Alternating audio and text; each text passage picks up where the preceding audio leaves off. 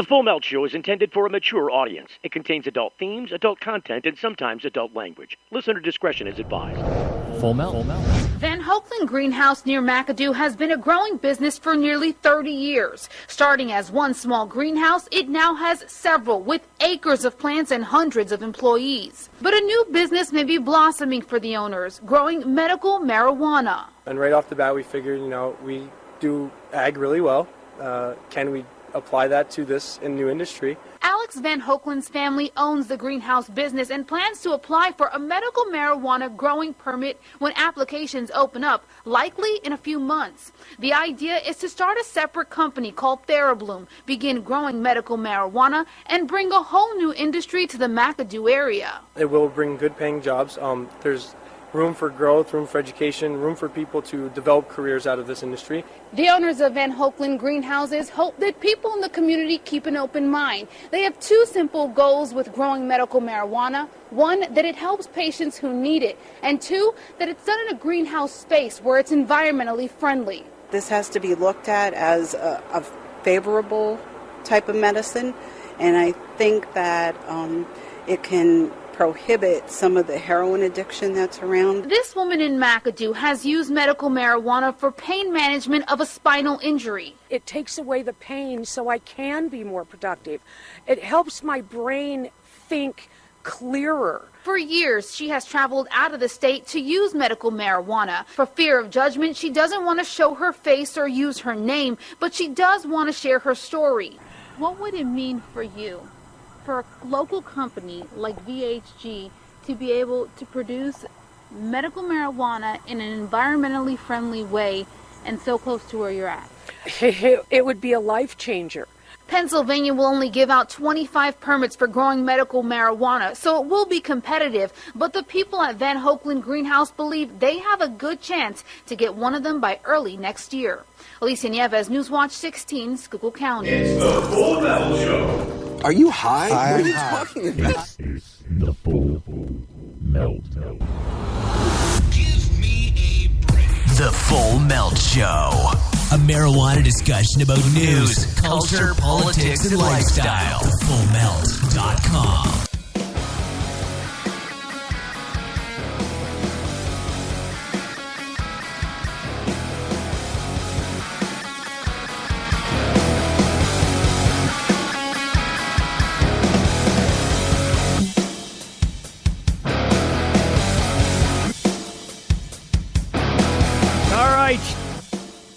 Welcome to another edition of the Full Melt Show. Oh, my goodness. Here we go with a Monday. It seems like we never stopped with last Friday. Oh, that's right. We didn't stop with last Friday. I'm your host on the program, Steve Green. With me here is always the Mad Blaster. With you here is the Mad Blaster? What I'm saying. It's been a long time, but I'm sitting here. Dude. Did you fall asleep on us during show prep? Well, with as long as it takes you to prep a show, I could have taken a nap. Could have probably went back to work, grabbed a whole another hour's worth of pay. Look, this is nothing about but the finest of entertainment. So, if you're going to do it, you've got to do it right. And if you're going to do it right, you've got to spend some time in polishing the elements of the show. What's wrong with that? Are you saying that we shouldn't take the time? I'm saying we should take the time, just have the proper time schedule laid out. That's all. Oh, you're saying take the right time at the right time, not no, if I could have stayed at home and ate some food about it before I came over, you should have, Oh, so he's going there. Oh, I'll go there. Could have smoked a whole blunt or something. I don't know. Something could have happened. You know me, I'm useless to your audio editing. No, not really. You don't think so? No, it comes in handy because it helps assemble the show. It does. It helps. You're kind of here to help bounce things off of, and even though you don't really say much back when I say stuff, you're just sit there and absorb the words. Well, I don't know what you want. There's that phrase again. Yep, hitting you with the famous Mad Blaster phrase. Oh my God!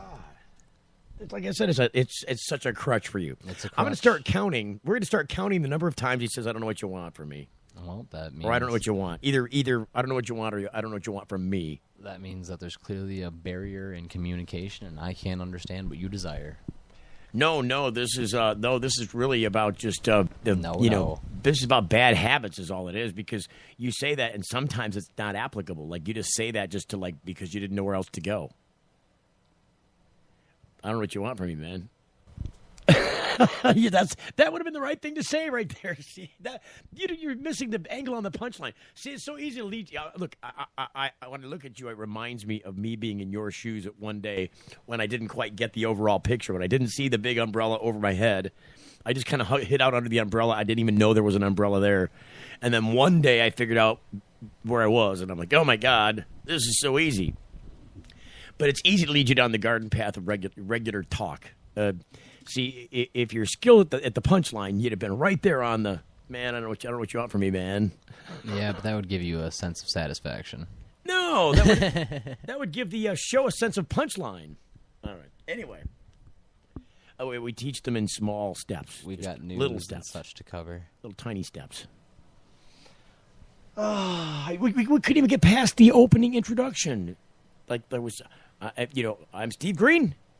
Long dead pause. Well, usually I'm dead. Usually, I'm the dead blaster. I mean, I'm barely awake. I mean, I'm snoring logs. If you want to go back in the history of the show, is that you usually cover that in the beginning, and I'm usually right there on the sign off with you. Yeah. But it's okay. He's the kind of guy that likes to change things up on the fly and not let you know. But I'm just saying, when the spotlight comes on, tink, you've got to be standing there on the X. We're on radio. It'd be different if there was actually an X. I'm making a stage analogy to a radio show. And that's what I'm saying. It'd be much easier if there was an X and a spotlight in which to cue me instead of just you giving me a blank-ass stare. Here's the difference. Like, there's a visual cue with the spotlight and the X. Like, in conjunction when done together. Who could this be? Somebody's calling. Should we answer the phone and just see randomly who it is? I mean... All right, you get what you get. Welcome to Mr. Rogers' Neighborhood. Hi, Mr. Rogers' Neighborhood. I need 2 pedophiles. Hey. Oh, my God. I'm just kidding. Oh, my God. What are you doing? Is this the Anna? I always thought there was something wrong with him. Oh, my God. It is Anna. Oh. Is this Anna? I'm just messing with you. Is this Anna? My phone... Yeah, my phone got shut off. Oh, well, wait a minute. Anna. Oh, wait. Let me just tell you first that you are on the radio. Oh. We're broadcasting right now. Disclaimer. Yeah, I don't want you to say anything you don't want being broadcast about. So I was trying to stop you from... incriminating Okay, yourself. well, let everyone know the Boost Mobile website and all of Boost Mobile is shut down, so I cannot pay my phone bill. Okay, wait a minute. Okay, hold on. Now, what you just said here is striking a chord with me. Because here's the deal. What? This is incredibly coincidental. I don't like it at all. I'll tell you why. Because I went to the Verizon store today because I've got to pay the Verizon bill, right, for the show bill. I got to pay the show bill. I'm just saying it's a big cart to tow around that show bill. Had to pay the bill for the show radio, all our gear. And so I go down there to pay the bill because I already promised them. They called me at first thing this morning. Hey, are you going to pay the bill or something? I'm like, yeah, I'll go down there and pay it in cash down at the Verizon store. So I go down to the Verizon store, and I go walking in there with the service dog, and they're all like, ooh, coo, the service dog. And I'm like, hey, I'm here to pay my bill. And they're like, okay, how are you going to pay that bill? I'm like, does it really matter? How? I was going to pay it. I was going to pay it in, like, I don't know, maybe singles fives. Oh, no, I was thinking I was going to pay it in, lobster crab shells. You guys take lobster crab shells? I'm going to pay in cash, you dummy. I mean, or what am I going to do? I'm going to slide a card or I'm going to give you cash. So anyways, she's like, well, we can't take your cash payment today. Oh. And I'm like, why? What's going on? And she's like, well. We can't take cash payment? She could take my credit card payment because all they're doing is logging onto the Verizon site and actually logging on like they're you. They take your username, your password. They log in as you, and then they pay your bill. That's what they do at the store. But if you're going in to pay cash, it goes through a whole different system. And Verizon, as it turns out, Verizon. Okay, there's 2 different kinds of stores. You got the corporate stores, right? And then you got the franchise stores. Right. Now, the franchise stores are not independently owned. They're owned by a group of a holding company that owns all the franchise stores. So the holding company has sold to another company. And so they've shut down their cash intake at these Verizon stores. So you're telling so it's all screwed up over at Verizon. Like I had to go like pay it through normal channels like I do like on the phone. I just pay it on the phone. But you're saying... Well, Boost Mobile, you can't pay anyway. Like Boost Mobile's... pay at all. They're completely jacked up. Like, you can't... Yeah. You couldn't sing them a song and a dance and get your bill paid. Go ahead. I bought the Reboost card because to put it on my debit card, it costs $3, so I just get the Reboost card. And so I get the card, and I call it the 233 on my phone, and it doesn't work. And I'm like, what the heck? So I go online on my computer to go pay it. And it says, we're sorry, our website's under maintenance. Please call or come back later or call our customer service.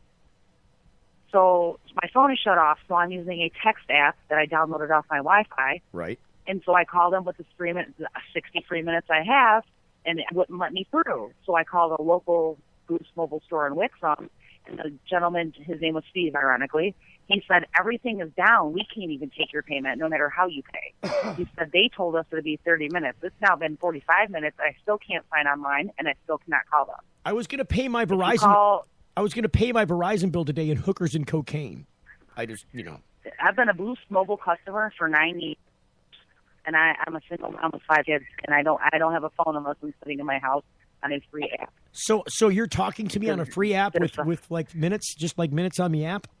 Yeah, if you you can go to the Play Store and go text free app, and you can download free app. It gives you 60 minutes free call, but things unlimited. Oh boy! But you have to have Wi-Fi on your phone to use it. Well, I'm in my house using the Wi-Fi, but I don't have a phone if I leave my house. You could definitely tell that you're on some, gimped up contraption Yeah. talking. We could almost have better audio quality if we strung, because Anna's not too far from me right now. If we strung a string between your building and my building and put a paper cup at the end of each one and plucked the wire to ring it would just be about as good. Yeah. So that's why it's a free mobile app, right? Running, I will. Yeah, as soon as they're up and running, my phone will be back on. But I have to go. So, alrighty then. With your radio, I will let you know when the thing is back up and running. But that's crap. They should not have all of their sites down more than a couple minutes. Look, half of America can't talk on their phones today because they can't pay the bill. Nobody can pay their bill. Yeah. So everybody that got restricted is sitting duck until they do it. So I'm probably going to switch services over it because that's messed up. I have these kids here. I have to be able to use my phone. All right. Well, all right, Anna, we got to go. We're going to break. Hit me back at this number. Yeah, I'll hit you back at this. Hit me back at this number when you're done. You got it. All right. All right. Thanks, Steve. Bye. We lost the whole front of the show to Anna and her crazy mobile story. I don't know. So we're going to go to break, and we'll come back. We got lots of stuff coming up planned. We got a recap of the Cannabis Cup and Ezekiel Elliott and the NFL on this show. You're getting the full melt. If you missed the last Full Melt show, you missed a lot. There's King Tut. You know why I wanted to bring up King Tut? But they actually dug up in Russia some ancient bongs. They're like 2,400 years old. Yes, that's fucking awesome. They're golden. Oh, my God. 2 ancient golden bongs found in the Arctic tundra of Russia. They were getting high, man. Yeah. And I guess they traced it back to the early tribes that populated, the Russian tundra. Those tribes used to war against each other, and they would get high on the opium and the cannabis before going to war. Go figure. I'm just saying, there's somebody was selling golden bongs. And get your golden bongs here, golden bongs. It had to be really hard back in those days to come up with gold. Except for maybe Colombian gold. Oh, my God. Hey, the trade winds are blowing smoke in your face. Imagine a world where patients can use marijuana like any other medicine. The Marijuana Patients Organization challenges the status quo by helping our neighbors to enjoy a better quality of life. Visit the MPO at marijuanapatients.org and enjoy informative articles, engaging debates, and information about treatments, doctors, and dispensaries in your area. Over 50,000 people have registered at marijuanapatients.org since 2010. Join us at the Marijuana Patients Organization today, marijuanapatients.org. When you need legal help, you don't want to guess at who's standing next to you in court. And when it comes to a medical marijuana defense, it's even smarter to partner with a lawyer before you need one. Based in Royal Oak, David Rudoy has a proven history of not being afraid to take your case all the way to the Supreme Court and win. Find the law offices of Rudoy Law at RudoyLaw.com. RudoyLaw.com is a quick reference on your rights concerning Michigan medical marijuana and up-to-date news. That's RUDOI Law.com. Call 248-935-9074 now and talk about your legal needs, because at RudoyLaw.com, we don't just stand up for you, we stand up with you. What's up with these things, Victor? We decided to give ourselves stickers for each feature we release. We read about 10,000 suggestions a week to create features that, as traders, we'd want to use. 10,000 suggestions? Who reads all of those? He does. For all the confidence you need, TD Ameritrade. You got this. Wish your skin could bounce back like it used to? Neutrogena Hydro Boost Water Gel instantly quenches skin to keep it supple and hydrated day after day. With hydrating hyaluronic acid, which retains up to 1,000 times its weight in water. This refreshing water gel plumps skin cells with intense hydration and locks it in. For supple, hydrated skin that bounces back. Hydro Boost from Neutrogena. See what's possible. It's the Full Melt Radio Show. Radio Show. All my friends are heathens, take it slow. Hey, Mad. Mad. That's me. You ever did the hyaluronic acid? No, I can't say I have. Man, I did a blotter of the hyaluronic acid. You don't know it made my eyes all puffy. all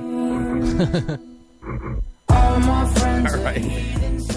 Neutrogena, man, they get the hyaluronic acid. I just thought it was something in there.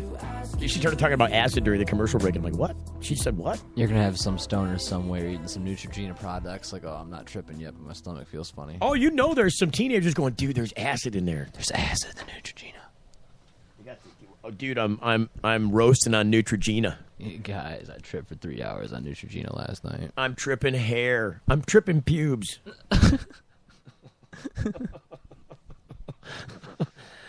Okay, so I meant to squeeze in, what we got coming up on the show. Since we didn't get to a Butters update on Friday, we're going to do a Butters update today. We were, of course, at the Cannabis Cup on Friday.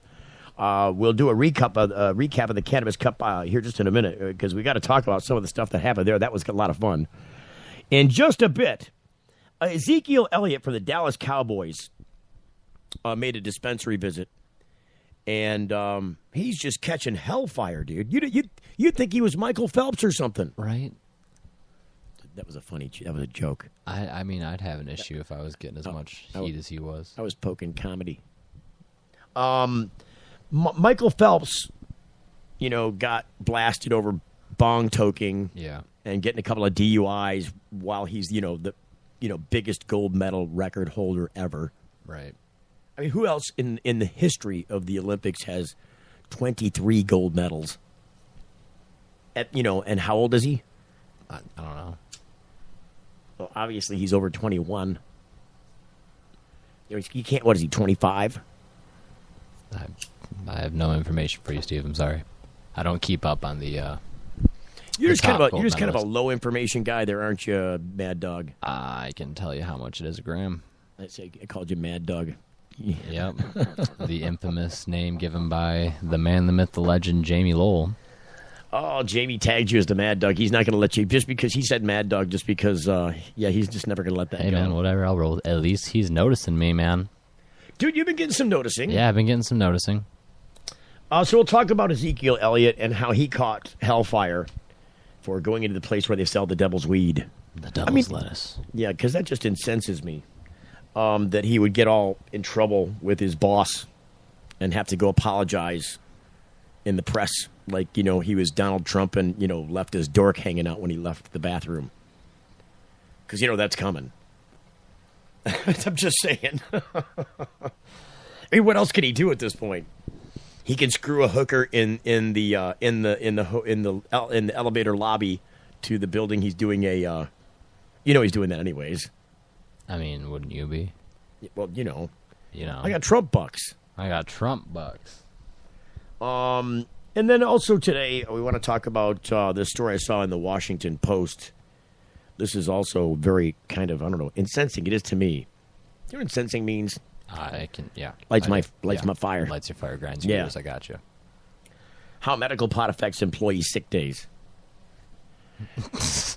What? Yeah, it's the story of the Washington Post. Oh, God. You know, because, the big thing there is they're always talking about how, the big prohibition message is pot in the workplace bad.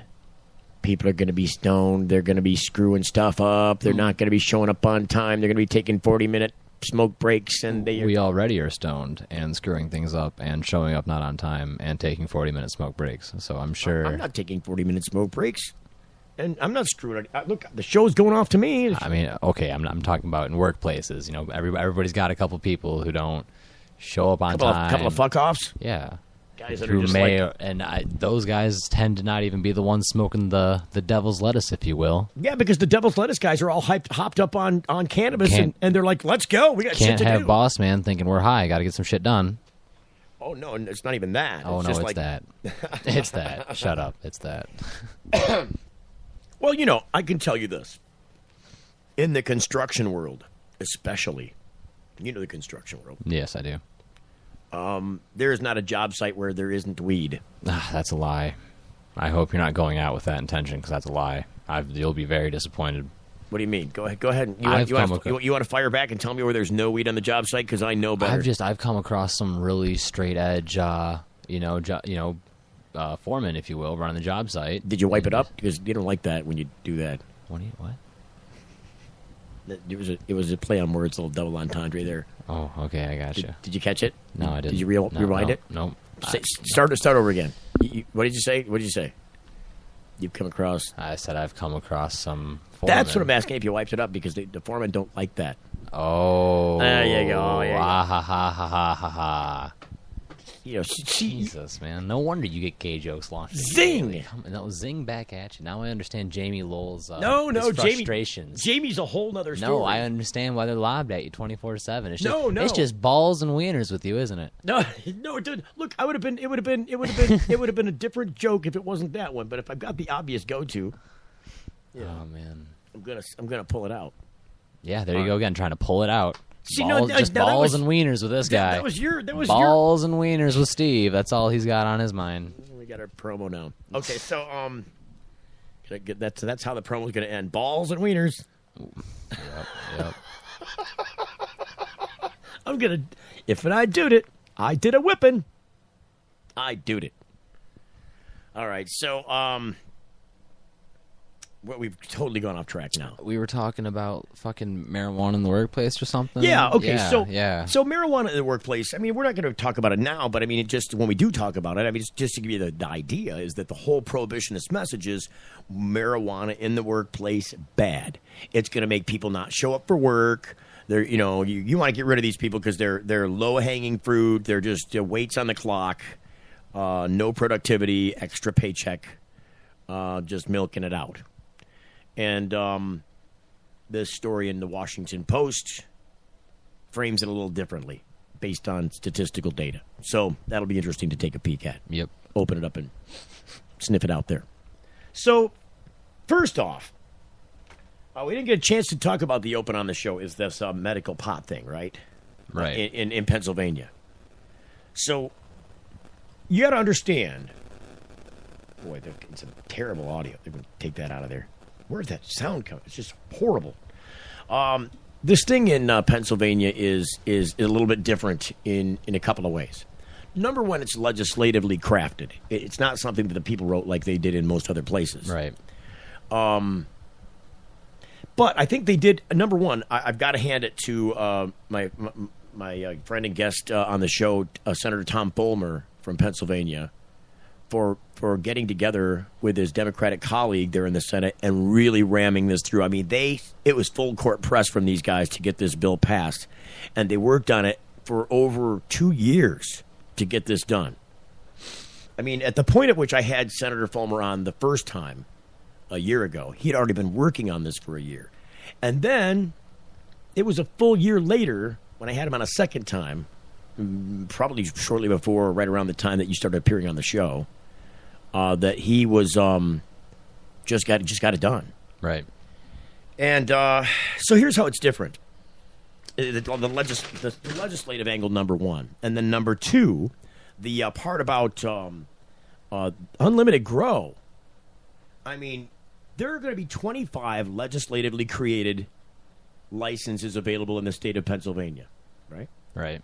And what happened here? A little audio. A little dirty, got a dirty pot going on. A little dirty pot. Dirty pot. It's a dirty pot. Terrible. It's terrible. Come on. We can't rebuild him. We can't rebuild him. We're losing him. Remind me never to take acid and come to the show. I've thought about it a couple times, and you're just reminding me it'd be a terrible fucking idea. This thing is... Okay, I gotta fix it. Hang on. There. Got the dirt out of the pot. It's terrible when the pot gets dirty. You don't need dirty pots. All right, so Pennsylvania is different. In all of the other places where they've made licensing for plants, they've broken it up, and it seems to be kind of a no-brainer. So if you're going to have licenses of different levels, right, the lower group of licensing would have less requirements in the way of, because a lot of these guys want to make sure that you've got the capital to operate with before they'll even give you a license. You got to have a couple $100,000 parked in the bank, right? Just as a condition of permitting, and then you've got to have a huge application. So in Pennsylvania, do you know what the annual license fee is? Or you don't? So I'm just going to tell you, it's $10,000. Now the very first year, that's the annual license fee. That's what you got to pay every year to renew your license. Fuck. The first year, before you even go through the permitting process, you have to turn in your $10,000 non-refundable application fee. This is the pre-application fee. Oh. This is how it's pay to play, right? You got to pay to play. Right. So then number 2, if you're going to go and submit an application, you must submit a $200,000 refundable, if you don't get approved, application permitting fee for the first go round. That's the only time you will be charged that fee. But you can see how much money they're making just on licensing, just with that permit. The first, if they approve you, it's going to be, you're raking in a $200,000 payday times 25, plus the $10,000 times 25. That's $250,000. Yeah, so they're raking that in yearly, a good $250,000. Well, they're raking that in yearly, yes. Yeah, every year. $250K just on renewal applications. Yeah, renewing their license. Holy fuck. But $200,000 times 25, do that math. So that's $500 million. $500 million. And Pennsylvania came into the legalized cannabis game to play. That's where they're at with it. You know, I figured that math out. I did Chisenbop in my head. You know what Chisenbop is? Don't talk to me about math. Oh, God.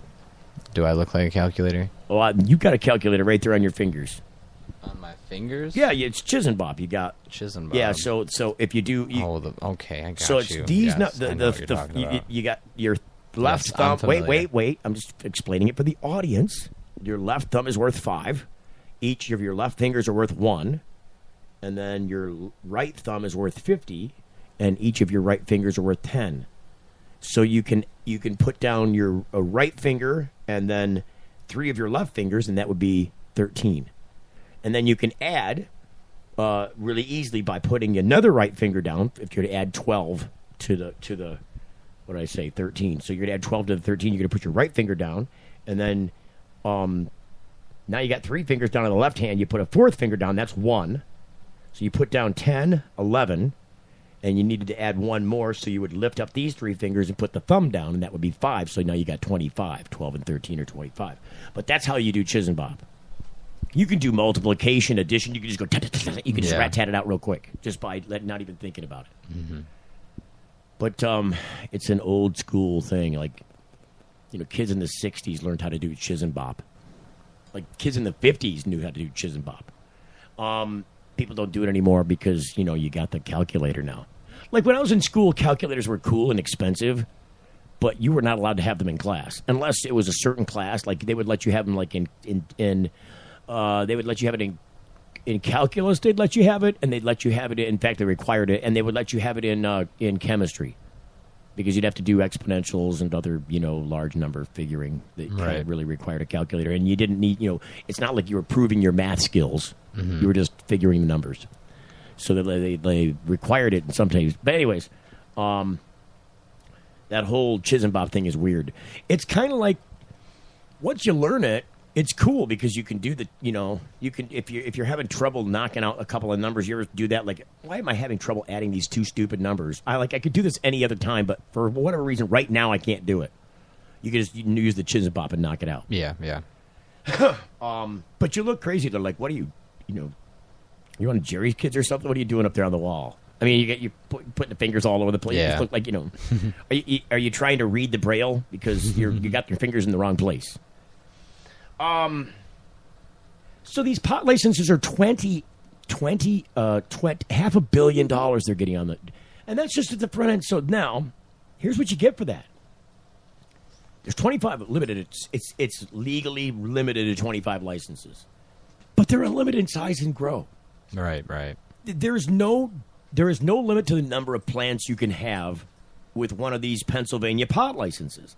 So I don't know why, street gangs in New York aren't running down there to try and apply to become exactly pot growers in Pennsylvania. Whoever gets there first and gets one of those 25 licenses, you are one of the few people in the state that is allowed to grow. Just grow as much fucking marijuana as you want. Just go ahead. So if you look at the difference between marijuana and alcohol with relationship to its prohibition and then eventual commercial acceptance through legal change, because look, when you look back at prohibition, the actual, prohibition itself, constitutional prohibition of alcohol federally, and then its short repeal. I mean, it only went a few years and then it was repealed very quickly. Right. Because it was a bloodbath. Mm-hmm. And it was extremely costly, and they were like, you know what? The things that are happening now because we prohibited alcohol are way worse than the alcohol caused by itself. The things we were complaining about are just a drop in the bucket with trouble compared to what we've created by its prohibition. This is why it drives me insane that they did this whole thing again with pot and never repealed it, never did anything about it. It's because the people with the money got in the way. The people with the money that started the prohibition in the first place said, look, we're going to create industry here. We're going to hire people and put people to work. And you got to understand, in the 1920s, when prohibition was going on with the alcohol thing, and really, in the whole the Marijuana Tax Act, the Marijuana Stamp Act is what it was called. Yeah. Which was another one of those loophole 22 things. Like, you got, in order, so I think the way the Marijuana Stamp Act was is you had to have a license to grow pot, but you couldn't get a license. You had to go to, how did it work out? So you had to go to Washington D.C. to get your license, to get your to get the stamp, to pay for the stamp, right? The tax. Mm-hmm.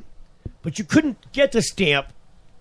What was it? There was some kind of catch-22. They're like, you couldn't, the law required you to do something you couldn't do because you had to have the stamp first, and you couldn't get the stamp until you did this. It was one of those things. I see what you're saying. And that's why it was just like, oh, come on, this is just a big way of saying we don't want you doing this. Well, why wouldn't they want you doing this?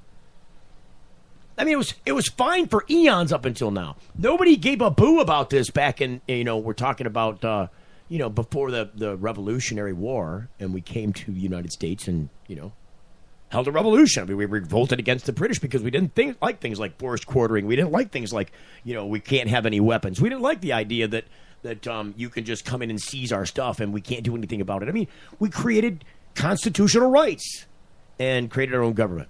These are the things we ran from. I don't understand why they would, I do. There's, the common thing is to say, I don't understand why pot is prohibited. Why is it such a big deal as a freaking plant? I mean, that's the big thing. That's the flag that everybody waves. Hello? Is something terribly wrong here? I'm waving this flag. Does anybody see the giant flag? It's because people are making money that they can't otherwise make without prohibiting pot. And so the message in the workplace, which is, I'm tying this back together, the message in the workplace was part of that prohibition message. Oh, crap. You saw what I saw. It was part of that prohibition message. And so it was easy to convince people that pot should be prohibited by telling them what a terrible time you'll have in the workplace. Right? Yeah, giving it the label of unproduction and Right. Affecting. If you can get big industry on your side with regards to prohibition, give big industry a good reason to say no. Big industry is going to put its dollars together behind you to back that message, and then they are going to invest in that place. Right. And that's what they did. Mm-hmm. So, you're never going to get around the dollar. And if you want to find the truth about the situation, I say side with the police. I say side with the police. Because you will always, always find the truth where the money goes. If you follow the money, you will find the answers to the problems. You'll find the answers to the questions. If you're looking for the truth, just follow the dollars. All right, my friend Mad, we will return here on the other side of the break. I got that Palmer thing, the Pennsylvania. Yeah. Big money. I'm going to go there and pitch some guys on nutrients. I think I'm gonna make a corner of the marketplace on nutrients with my friend Ray Kogo. Watch us do it. We're going to make the big bucks. You're getting the full melt. If you missed the last Full Melt show, you missed a lot. In Sanilac County, the police took plants that just got cut down, took the big stalks, went and laid them out, dried them out, and then trimmed up the marijuana and put it into jars and used that against somebody in the court of law. So it's we're paying police officers to trim marijuana now. For their pretend caregivers. They got on their little maids' outfits, and they got their little gloves on, and their little scissors, and they're all happy, playing with the weed. The Full Melt Show is live 7 to 8 Eastern on thefullmelt.com. Attention. Get ready to write down a very important number. Michael does not know how to fail. Second place is loser. If you have a medical marijuana case and need legal representation, call the best, Attorney Michael Comorn. He's very passionate in the courtroom. Getting the best outcome requires quick legal action, and it needs to start with one call, toll-free to Attorney Michael Comorn. 800-656-3557. Write it down, 800-656-3557. Michael Comorn gave us our life back. Attorney Michael Comorn. Vigorous criminal defense. Ram trucks are reaching new heights when it comes to capability and efficiency. The Ram Heavy Duty is the most capable full-size pickup on the road today. And the Ram 1500 is the most fuel-efficient full-size pickup ever. So what does that mean? It means Ram trucks are built for the long haul. Ram, America's longest-lasting pickups.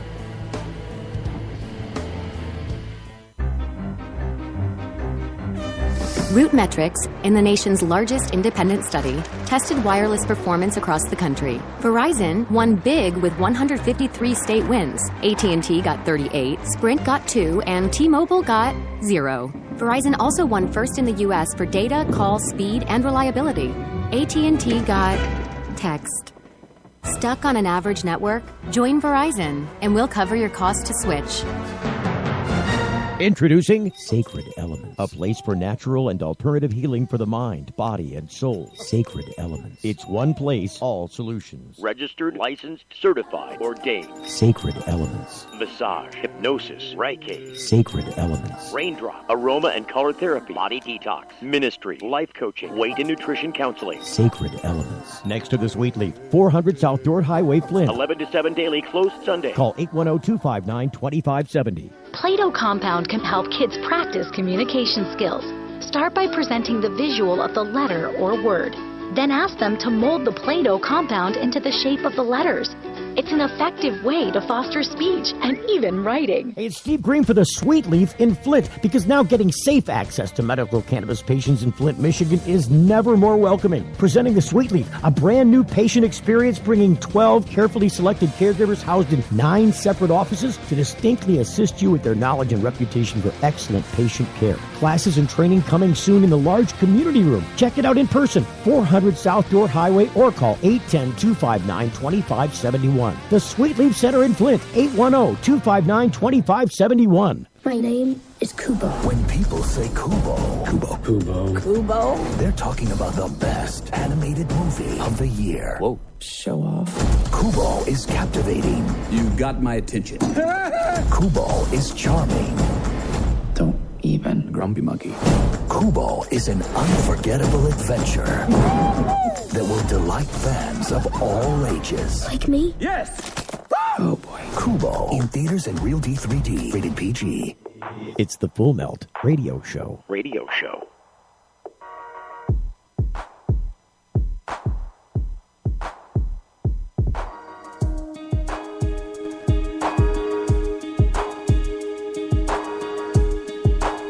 So during the break, I was looking up Joe Brown because I wanted to get a hold of him about the Butters update, which I wanted to do at the end of today's show. Oh, Butters. He's a horny goat. The horniest goat. Well, it makes me afraid to go to the Michigan, hemp farm.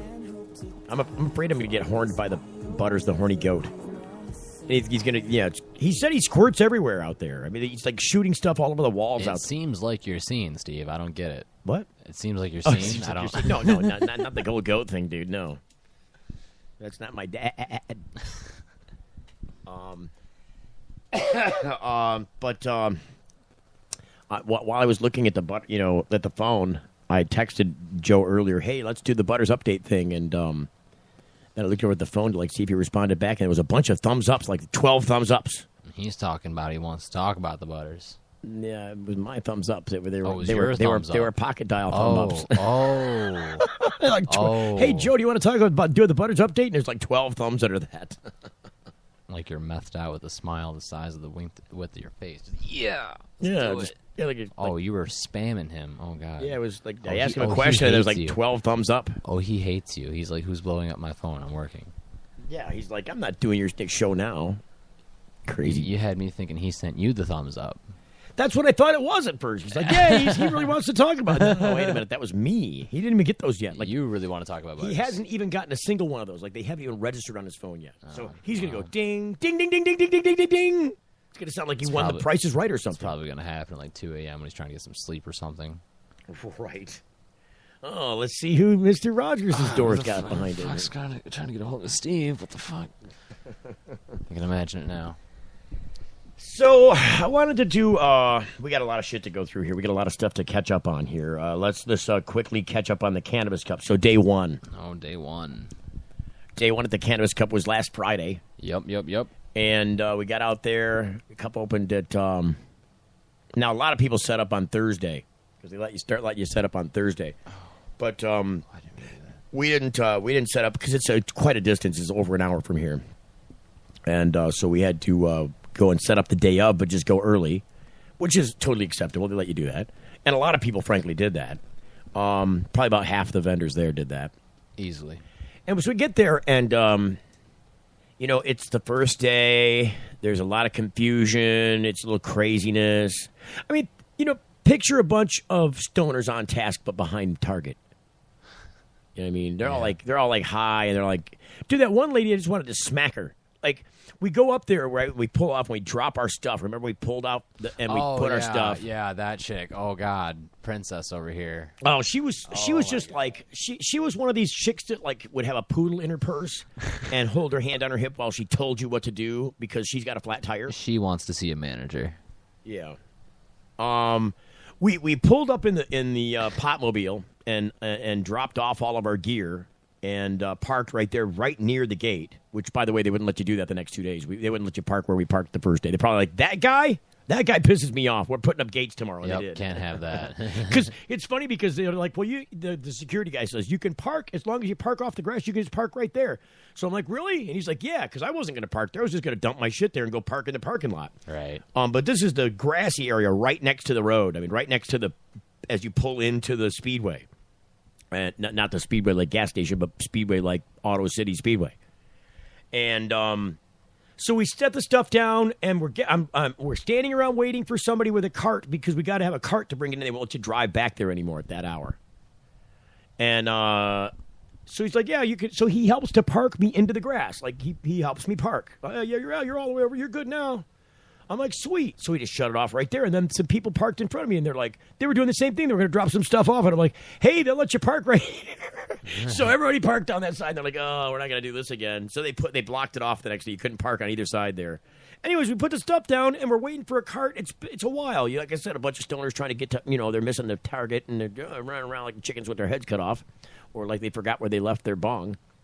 And here comes now I've been standing around for some 25 minutes in the sun, just being patient.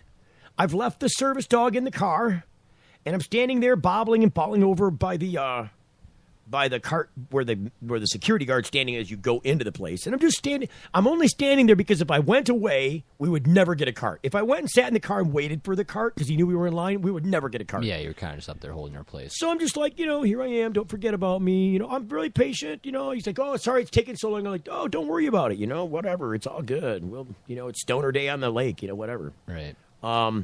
This is a breeze. No, it's not like you see me sweating. Wait, that's all right. The sun is out. I am sweating. So then along comes a car, another vendor, who pulls up in the middle of the street, not off to the side like we were all polite. Pulls up in the middle of the street and then just stops right there. And she gets out and she walks past me, thump, thump, thump, thump, thump, in her flip-flops. And she gets up to the security guard and she goes, we need you to help us with your cart.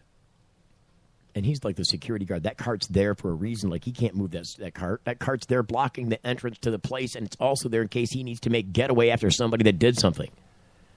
So he's not giving up the getaway car so she, Miss Prissy Pants could load her crap in. You should have got here hours ago. Screw you, lady. Right. Line's already commenced. But she did. She marched up there, da-da-da-da-da, and she's got her hand on her hip, and she's like, we need you to do this. I'm like, look, she talked to him like she was, my bitch employee. You're like my laborer. And this is a guy that doesn't work for Cannabis Cup. He doesn't work for the Speedway. This is a guy that works for a private security team. Right. And she marches up to him, and we need you to do this. And I just wanted to drop her. I did, because everybody else is standing by. There are 3 other people in front of me. And I'm just waiting patiently behind them, and she marches in front of us all and orders this guy to drop what he's doing and help us, because we need to get in there now. We've got a Cannabis Cup to do. Oh, just wanted to smack her. But that's how the whole weekend started, and it was just foreshadowing of the weekend to come. Because Friday, now we already knew that Mad Blaster couldn't be there on Saturday because he had some family affairs to get to on Saturday. Yep. So we knew you were going to be there Friday and Sunday, and so we got out there, we got set up. We go out to the booth, and we're looking at the radar, like we're trying to check to see, look, it might rain like overnight or something. Might be some rain in the morning. We're trying to play the weather forecast is completely off. We're so far behind. The weather forecast is completely off, and we end up being out there on Saturday, the day that you're gone. Because Friday comes and goes. We go out, we get set up. We meet up with our guy from Todd from the Extracts Company, right? And he sets up his the Detroit Meds, the Grateful Meds sign, and we get that all set up, and we get some gear in there. We're ready to put the e-nail in there, and we're gonna hand out some caviar samples and market that stuff. We're marketing the hemp well drops. We're giving away bottles of the hemp well, and then we also. We got some other advertisers with some materials out there they're promoting. And we're also trying to give these guys some promotion for the contest that we had. Well, that was day 3. We'll get to that in a second. So Friday, we get all this stuff set up, and then, there was some booze drinking going on. And there was some other Not by us. There were some other things that were kind of a little distracting, and the email never showed up. And he's like, oh, we're bringing the email tomorrow. And I'd already been talking about this. Hey, we're going to have the email out there, coming out and, stop by and do a dab with the crew at the Full Melt Show. Hey, it sounds like the thing to do, right? Well, there was no email on Friday. And then Saturday we go out. You're gone. I go out there and I set up by myself, and I basically have the same thing except minus the lady with the little prissy dog in the purse, thumping her foot at the guy that's running security. Tap, tap, tap. I've been standing for 5 seconds now. She's got that. I'm going to get angry with you. She's got that. I want to see a manager look on her face. Yeah, she's got that. I want to get my face pushed into the dirt look on her face. She's got resting bitch face syndrome. Yes. Yeah. Like, you can see that spot on her nose where one ball goes over the other side. You got one nut on this side and one nut on that side. There we go again. I'll just cock some. It's all cock. It's all wiener and balls. Balls and wieners for Steve. That's all he's got is balls and wieners. We'll get back to the balls with Medietti. But so we ended up Saturday, go back out to the booth, and I'm looking at the radar, and I'm like, man, I'm just warning everybody. We're going to get rained on, and it's, everybody else is saying, hey, we're looking like the rain's going to be like 3 o'clock. Everybody's reading the forecast like the forecast is going to be right. It's not going to rain until like 3 o'clock. We're good. Da-da-da-da-da. I'm looking at this radar, and I'm like looking at the forecast. I'm like looking at the conditions. I'm like, no, you guys. This rain is coming in seconds. Button it down because you're going to be standing in flood zone right in a few minutes. And we'll detail the rest of Saturday and Sunday next. You're getting the full melt. Promotional consideration provided by NoSmell.com, pioneering the storage market for cannabis users. The NoSmell patented bag technology offers users 100% smell-proof detection from even the most sophisticated of noses. NoSmell.com, so nobody knows. When placing your order for a no-smell bag, make sure to use discount code FULLMELT and take 10% off the entire order. Learn more about no-smell technology at nosmell.com. If you missed the last Full Melt show, you missed a lot. All right, so there's this idiot reporter out in Grand Rapids today. I saw her on a promo for some show she's doing about kids and drugs, and she's interviewing a policewoman and a prosecutor. Check this out. Things sound like something that like drug addicts would use. Are regular teenagers using butane? Absolutely. When you are out there, you're seeing kids are you seeing it younger and younger? Are you seeing it used in homes more frequently? What's actually happening? Okay, that's a stupid question, you old bat. Can you come up with an original reporter's question? One that somebody can actually answer? Is it addictive? Is it something that's going to get a kid in trouble? Can people manage their use? Well, I think that's one of the biggest myths. Again, I just have to take issue with this. Wood TV in Grand Rapids, this lady needs to study up before she sticks a microphone in an official's face and asks an idiot question. When you need legal help, you don't want to guess at who's standing next to you in court. And when it comes to a medical marijuana defense, it's even smarter to partner with a lawyer before you need one.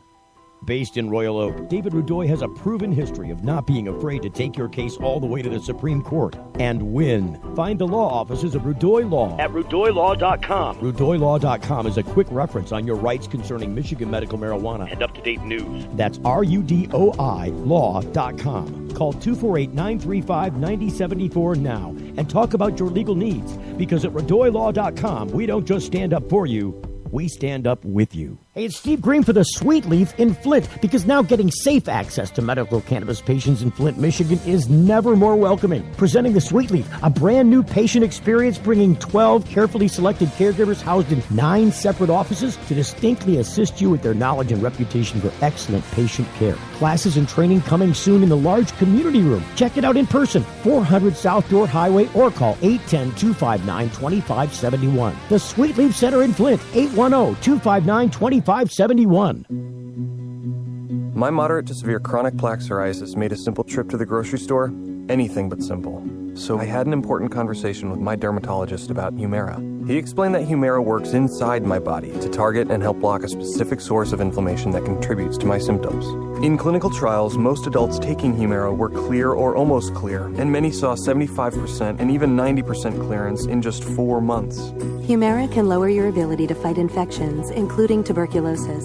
Serious, sometimes fatal infections and cancers, including lymphoma, have happened, as have blood, liver, and nervous system problems, serious allergic reactions, and new or worsening heart failure. Before treatment, get tested for TB. Tell your doctor if you've been to areas where certain fungal infections are common, and if you've had TB, hepatitis B, are prone to infections, or have flu-like symptoms or sores. Don't start Humira if you have an infection. Ask about Humira, the #1 prescribed biologic by dermatologists. Clearer skin is possible. It's the Full Melt Radio Show. Now with hyaluronic acid.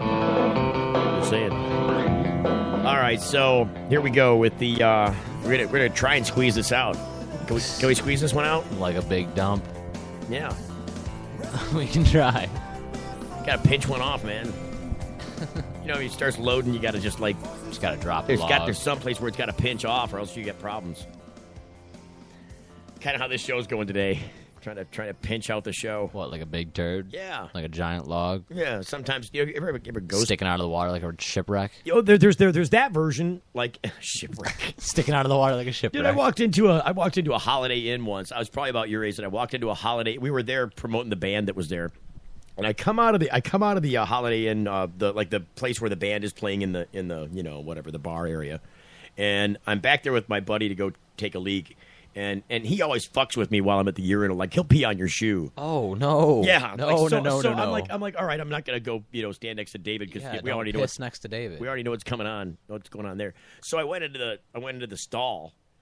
And I opened up this first stall door. I opened up. There was this giant. All I can describe it is it was a giant Hershey's Kiss. Oh my god! And in the top of it was loaded up out of the water with a little dollop twist on the top there. Little swirl to it. Yeah, and it was literally an island in the water. and so when you flush the toilet, it wouldn't go down, it wouldn't overflow, it just swirled around. It was like a moat on what's the word? What's the stuff? Speed. It was like a moat on speed. It would just wash it clean. I could spend the next 5 minutes asking the questions about this dump. Like, did more than one person contribute to it? No, this was a single dump. This was one. You don't know that. No, unless it was molded and placed. I was going to say, somebody could have gotten in there elbows deep, started sculpting this thing. It would have had to have been that, unless it just looked like it naturally erupted, like it was painful. And if it did, can I meet the man who's laid this? I don't want to meet that man because he's going to look like Jabba the Hutt. Well, yeah, that's what I'm imagining. But what if he comes out to be like 4'11", little Asian dude? Just think about it, man. It'd be fucking crazy. It's the little Asian guy left over from the eating contest. Right. Oh, it's an eating competition, and that was what happened. You never think about what happens after the eating competition. Well, that's what happens. Oh. So, anyways, as long as we're on poop stories, there's another one. There's two more. Oh, no. I don't know how the poop stories came in, but so I've got a roommate. I'm in Cleveland, and he works at a fufu restaurant. And part of what they make him, because this is a white glove dining restaurant. I mean, it's top line restaurant, proper attire. If you get a lemon in your water, it's diapered. Oh. I'm telling you, upper echelon of service. But they would make you as a waiter who had to go, do all that kind of top service stuff. You imagine part of your side work is diapering lemons. It's to keep the seeds from popping into your stuff. It's seed-free lemons. Whatever. They put a little like a hairnet on there so you can squeeze it and the seeds go into the hairnet. It's called a diapered lemon. Anyway. Yeah, that sounds like a shitty job. Yeah. Oh, no. Well, you get a lot of people. But, that guy would come home with $400 or $500 in tips for a night. Yeah. So, on a good weekend night, he could load that. Anyways. So they make him do the restroom service detail. You got to go in there as an employee and make sure the restrooms are clean and clean them if they're that's part of your duty that day. So he went in there and he said it was the opposite of there's the ghost poop, right? The opposite of the island poking out of the water, right, is the ghost poop. You know what the ghost poop is? No, I don't. Where there's this big long session at the toilet and then the dog is having a nightmare right now. The studio dog is. Can you hear me? Go hold the mic. Here it comes. Oh, now he's going to. He didn't wake up. We just caught the tail end of his dream. He's having active dreams. He's sleeping during the show. Bad dog. Wish I was. Jeez. So, we are on the poop talk.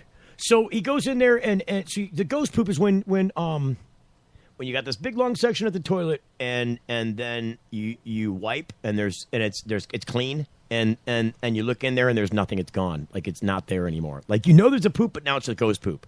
Okay. I got you. Okay. What the fuck? What the fuck did you just explain to me, dude? You ever looked in there? There was nothing there. Like it all went down the hole, and you can't see it in there anymore. Oh, yeah, but fuck, I've never talked to somebody about that. It's the ghost poop, and then so now this poop was worse than the island poop because it was. He said it was coiled around in there like a snake. He said it curled itself up and over the lip of the toilet seat. What? Yeah, no. Yeah, like they squatted and just did the ice cream cone serve thing. Oh my god! And then just dipped it up over the edge of the lip. What the? Like somebody just straight laid a rattlesnake in your toilet. Yes, and then laid it up over the edge like it was like somebody was playing the what's that thing that they play? The Egyptians play and the snake comes out the basket. I don't know. It's like an accordion kind of thing. An accordion? No, it's not an accordion. It's like an accordion kind of thing. It's a wind instrument. Yeah, Yeah, every time you hold the mic, he doesn't do it. He's on to me. He doesn't want us to hear his dreams. It's crazy. He's on to me. The dog is doing... No, what's even crazier is now I've got this mental image of somebody gyrating hips above a toilet seat, kind of giving you a soft serve ice cream, kind of. Show's gone right into the crapper. Oh, that's the dog. See? Look, go hold it. You see, if I keep talking, maybe he'll do it. This is an extended dog dream.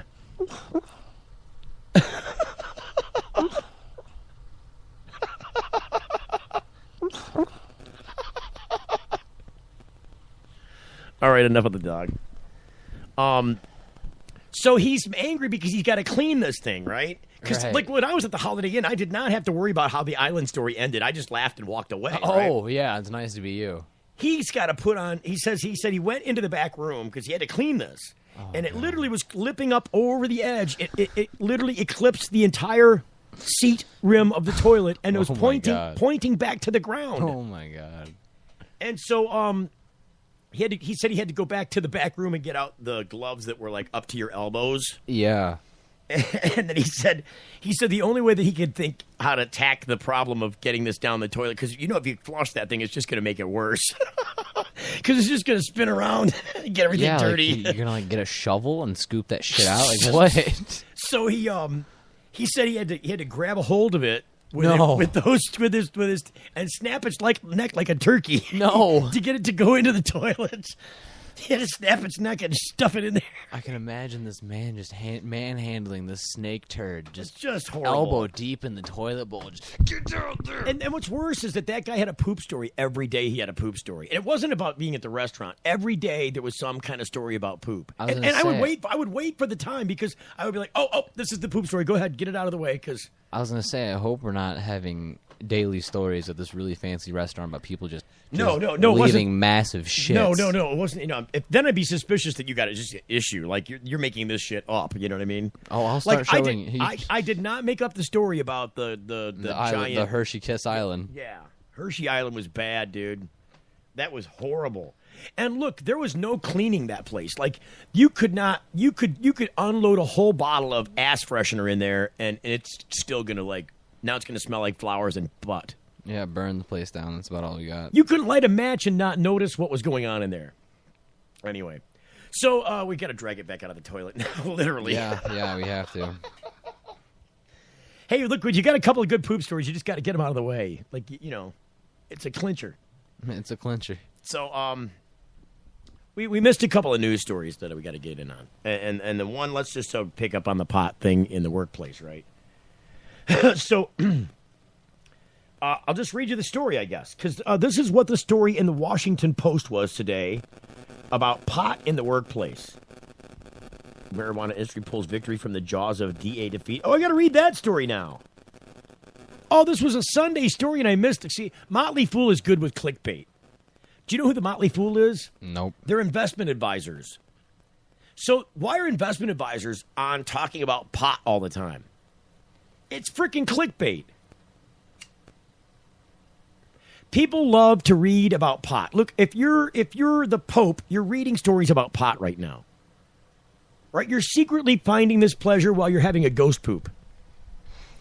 Just reading about the pot stories. And so, see, now I want to do that story because I got to go back to it. Let's just tap it out real quick because you'll see what I mean by clickbait. But they come on some great angles on stories. I got to hand it to the guys at the Motley Fool. Number one, great job with the clickbait. Oh, it doesn't like me now. Earth to Mad. Mad's here. Mad's tuned in. Do you hear that noise? Yeah, I hear it. Earth to Mad. Can't reach Mad. Oh, I see what you're saying.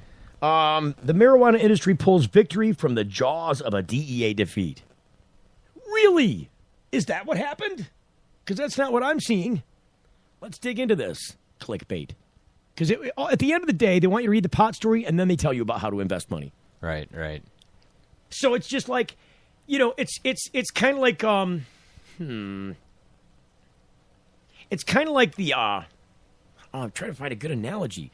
It's a lure. They got this terrible lure that has nothing to do with what they're trying to sell you. I think the term clickbait kind of explains it all. Yeah, Yeah, but there's another version of it in real world that's not electronic. Like clickbait is electronic. There's something like this in the real world, like that would be really out of place if it was the same thing. The real world. The real world. The real world. I'm Rosanna Dana. I'm Baba Wawa. So, I guess I'll come upon that analogy later, and if I do, I'll wipe that up because analogies don't like that stuff. Yeah, and so in any event, August. This is how the story goes. Dateline.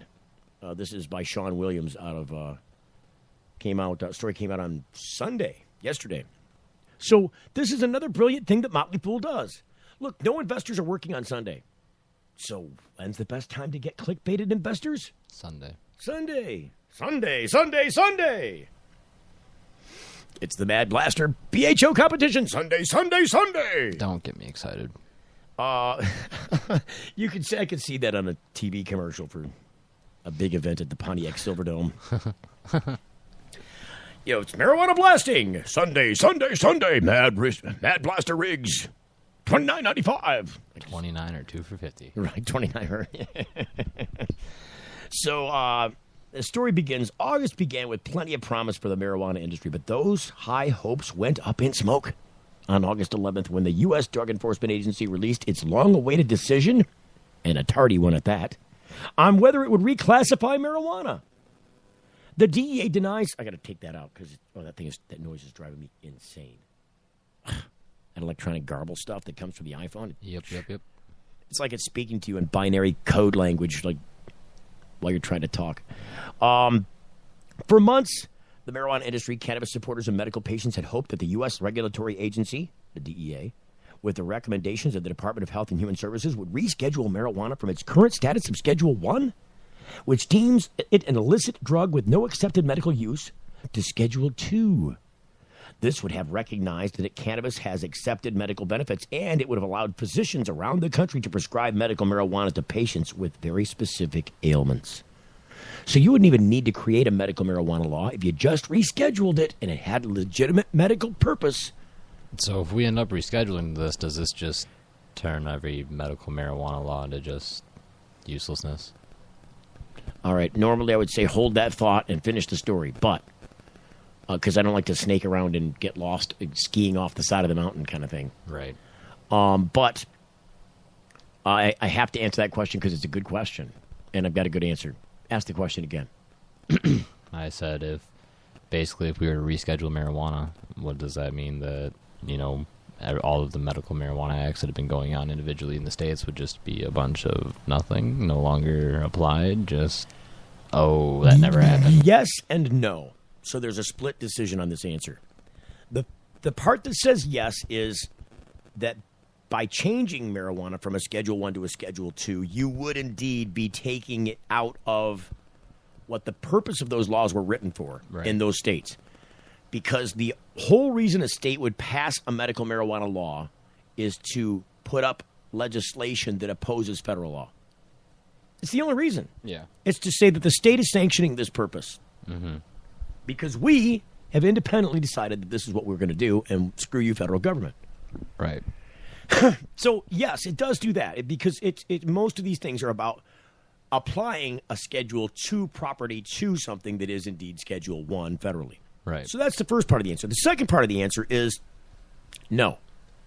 Because these programs are still going to exist. They're just not going to exist with as much scrutiny as the Schedule 1 classification would require it to exist under. So everything is the same. It's just less dangerous according to the federal government. And the government has come to the terms that it's got to recognize its legitimate medical use because, half the states in the union don't agree with us. And the number's getting larger, not smaller. The trends are going up in that direction, not down. So that's what that would basically mean. But, as Motley Fool would have it, this would have recognized that cannabis has an accepted medical benefit and it would be allowed to be prescribed by physicians. However, the decision by the DEA denied the two petitions seeking to reschedule the still illicit drug. The DEA leaned on 3 points in its explanation of the decision. Do you want to hear the horny toad, what do we call it, kangaroo court answer that the DEA, the limp dick excuse they came up with to keep it Schedule 1? Yes. So here's the first three. Here's the three reasons. First, the DEA believes marijuana has a high potential for abuse. Okay. So, I mean, I wouldn't want to be a marijuana, just kind of being all burned all the time and whatnot. Well, let's just examine that statement by itself. So this is much like calling masturbation self-abuse, right? It's about classifying an activity that is really something that's natural and inherent in the human population, right? And is not an unhealthy thing. In fact, it probably is a healthy thing, if anything, from a psychological and physical standpoint. But it has this terrible, terrible stigma attached to it, right? Same thing, a.k.a. pot. It has this terrible stigma attached that has no real-world practical application. Right. It's a blown-up statistic. No, I hear you. So there's not a person in the world that ever went blind, beaten off. I'm just saying. Nobody ever grew hair on their palms. It never stunted anybody's growth. It never, put zits on your back. It might make your dick look weird, but that's about it. Well, that's not exactly the answer that I would have come up with, but I mean, hey, if you're might thinking, make your dick look weird. It might. Hey, over excessive use. Don't tell me there's no harm being done. Oh, you think that masturbation's harmful? No, I'm just saying don't say there's no harm being done. Don't act like... Don't tell everybody there's zero downfalls. Tell me what the harm is. I just told you your dick might look weird. Why would it look weird? I don't know. From excessive beating? I don't know. Like from twisting it too hard the one way? Right. That's where I'm at with it. Is that how people get the hook in it? I don't know. If you get the hook left, or you get the hook right? You get the hook down. If you get the hook down, that's bad. Yeah. The hook up is okay, but the hook down is bad. And then you're like incompatible with anything. Man, there he goes again with the cocks and balls and whatnot. I can't stand this. So, I'm just saying, if I just making an analogy with the masturbation, it doesn't have to be a cock and balls. It could be, the whole, coochie thing. The man in the boat. I'm just saying. Yeah, no, I hear what you're saying, though. It's got this, I'm just telling nasty you, stigma to it. I'm telling you, tell me where the harm is in masturbation. Tell me what's going on here that's causing a problem.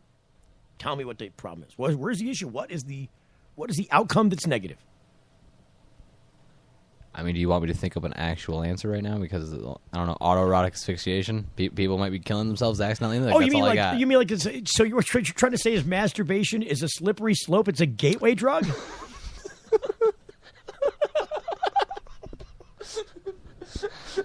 So, I mean, again, just like marijuana. I'm not just talking about masturbation. I'm not talking about sexual perversion. I'm not talking about trying to heighten the aspects of masturbation. I'm just talking about normal, healthy, everyday masturbation.